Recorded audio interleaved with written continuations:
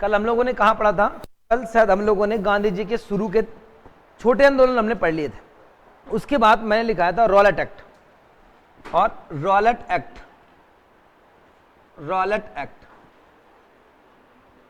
जो Rowlatt act Bharat में आया वो 1919 मार्च 1919 में भारत में आया, भारत में लागू हुआ।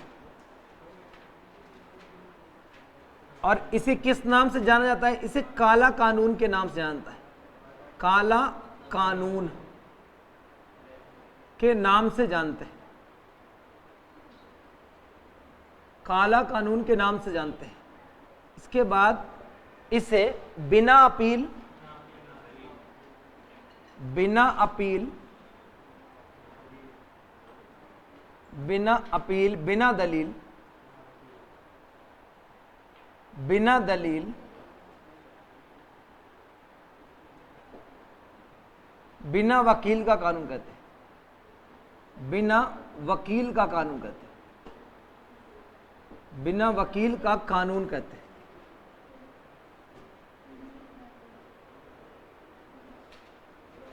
ये बिना दलील, बिना वकील और बिना अपील का कानून कहते हैं। और इसमें प्रावधान क्या था? किसी व्यक्ति को 2 साल के लिए, किसी व्यक्ति को 2 साल के लिए जेल में डाला जा सकता है, जेल में डाला जा सकता है, जा सकता है, ये इसमें कहा गया। अब एक बात देखो, जब इसको बिना जेल में डाला जा सकता है, इसका विरोध किसने किया था? तो सत्यपाल और किचलू ने इसका क्या किया? विरोध किया। तो इसका विरोध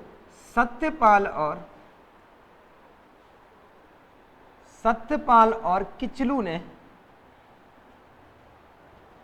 सत्यपाल और किचलू ने इसका विरोध किया।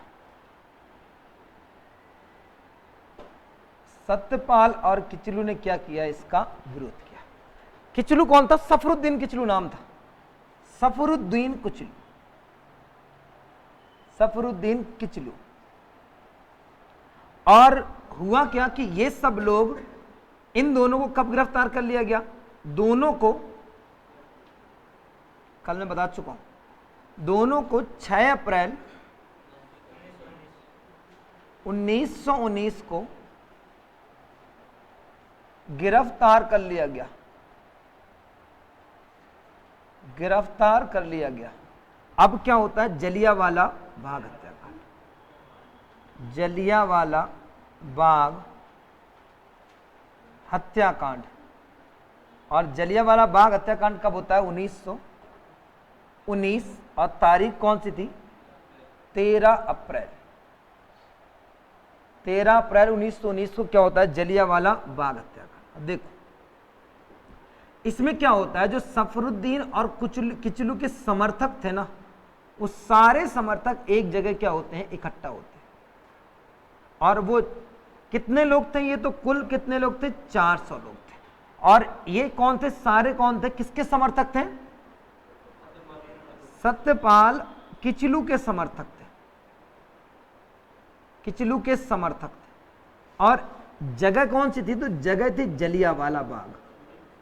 जलियांवाला बाग क्या थी? जगह का नाम था। और ये पड़ता कहां पे? तो ये जगह कहां पे? अमृतसर में। जलियांवाला बाग पड़ता कहां पे? तो अमृतसर पे। यहां पर कौन खड़ा हुआ था? तो यहां पर जनरल डायर खड़ा हुआ था। और आदेश किसने दिया इनको गोली चलाने का? जनरल ओ डायर ने क्या दिया? आदेश दिया। जनरल ओ डायर ने डायर को आदेश दिया, इसने यहां पे शूट कर दिया, फायर कर दिया।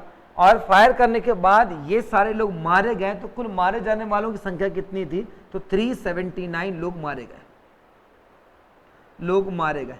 और कितने लोग थे? 400 लोग थे।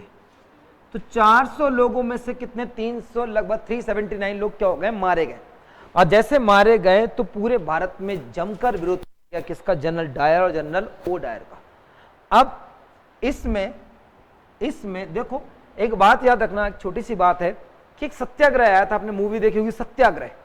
जो सत्याग्रह गांधी का आया था वो रॉलेट एक्ट के विरोध में सत्याग्रह आया था। सत्याग्रह जो आया था गांधी जी का सत्याग्रह, वो रॉयलेट एक्ट के विरोध में आया था सत्याग्रह, गांधी जी लाए थे, गांधी जी द्वारा। लेकिन जब जलियांवाला बाग हत्याकांड हुआ, अब इसकी जांच किसने कराई? हंटर कमीशन ने, हंटर कमेटी या हंटर कमीशन। कौन? नाम ही था रॉयलेट उसका, लाने वाला।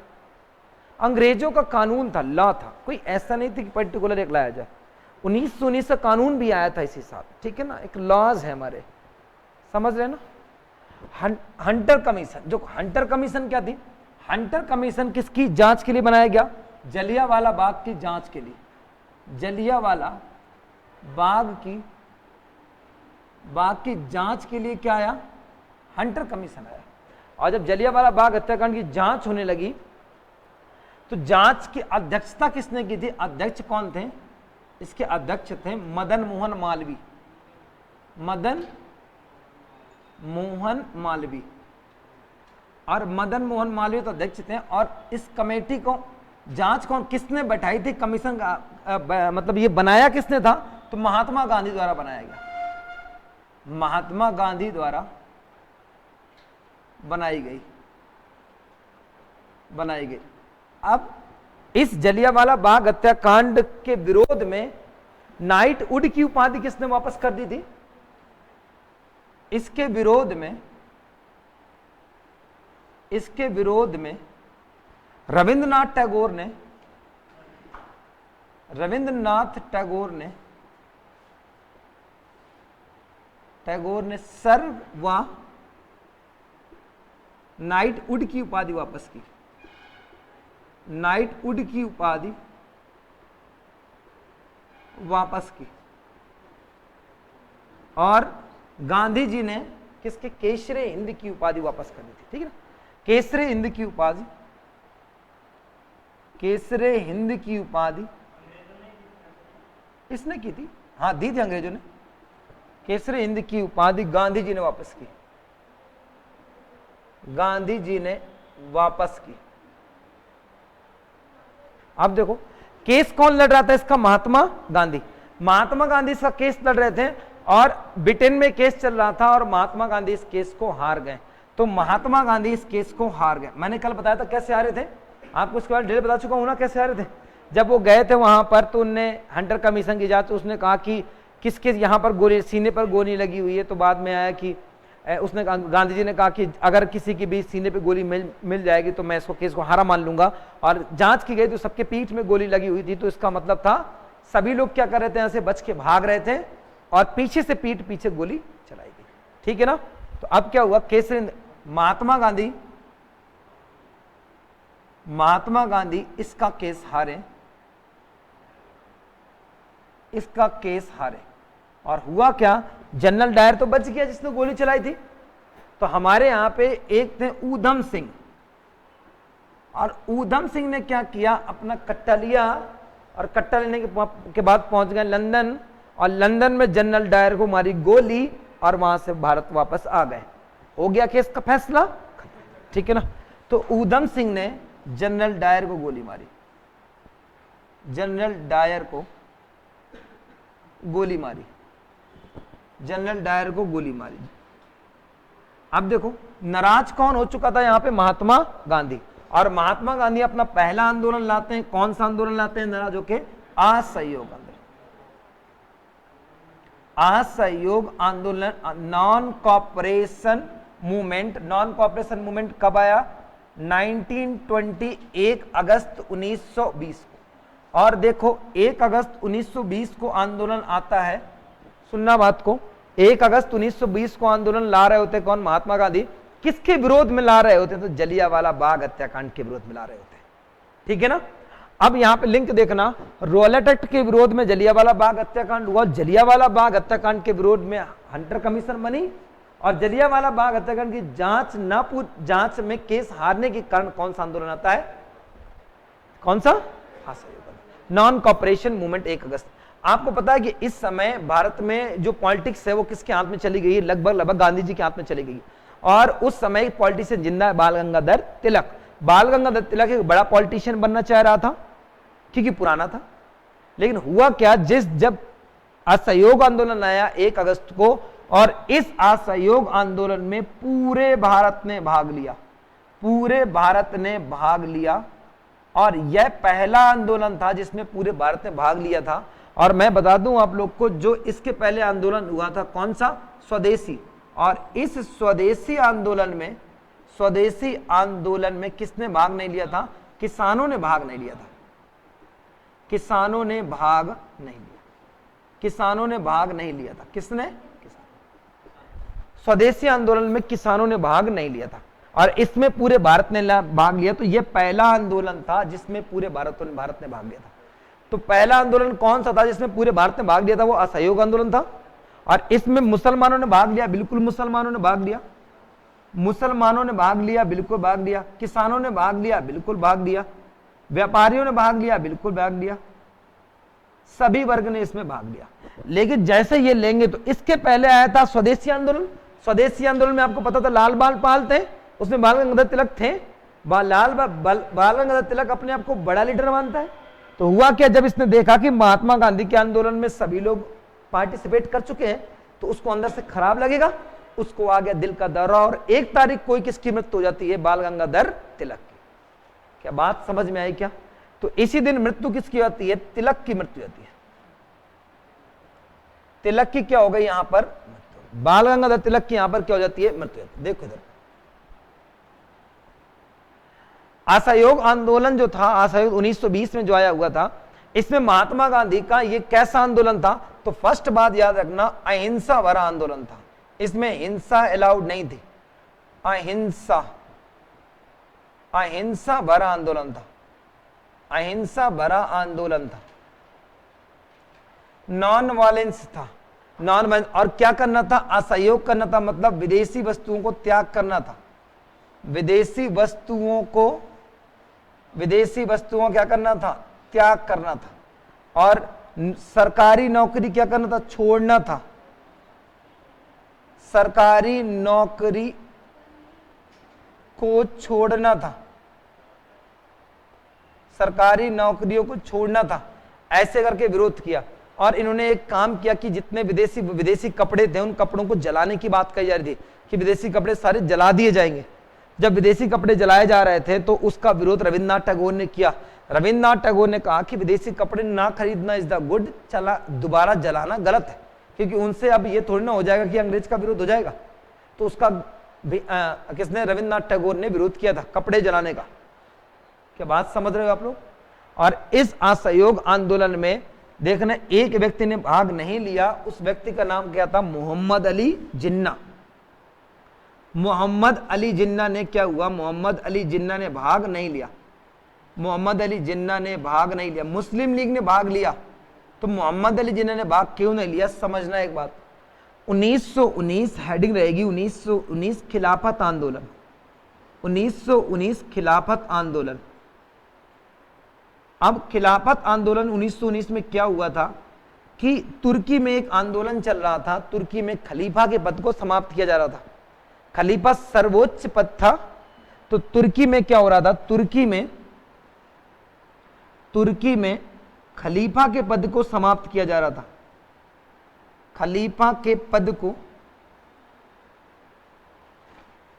समाप्त किया जा रहा था।